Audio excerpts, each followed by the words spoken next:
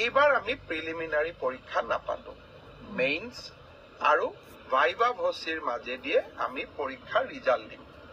অৱশ্যে 11 লাখ ছাত্ৰ ছাত্ৰীয়ে যেতিয়া 2100 পৰীক্ষা কেন্দ্ৰত পৰীক্ষা দিব, ই এটা ভীষণ প্ৰত্যাহ্বানমূলক হ'ব।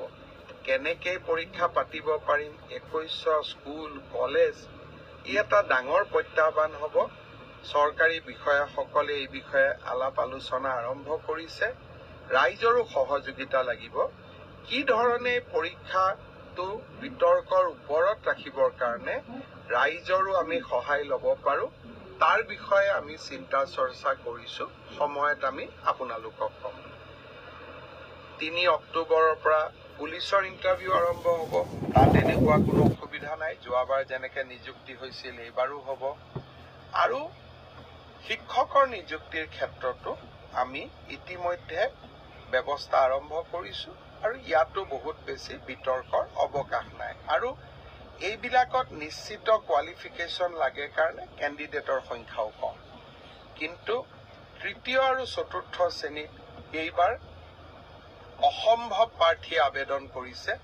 সৰ্বমুঠ 18 লাখ আবেদন এই 14,000 পোষ্টৰ কাৰণে আমাৰ ওচৰলৈ আহিছে। যি কি নহওক, দুই এজনে সুধি আছে যে চিলেবাছ কেতিয়া দিব। মই অহা পৰহি বা মেক্সিমাম 4 দিনৰ ভিতৰত চিলেবাছ দুখন প্ৰকাশ কৰিবৰ বাবে মই ৰিক্ৰুটমেণ্ট কমিশ্যনক নিৰ্দেশ দিছোঁ।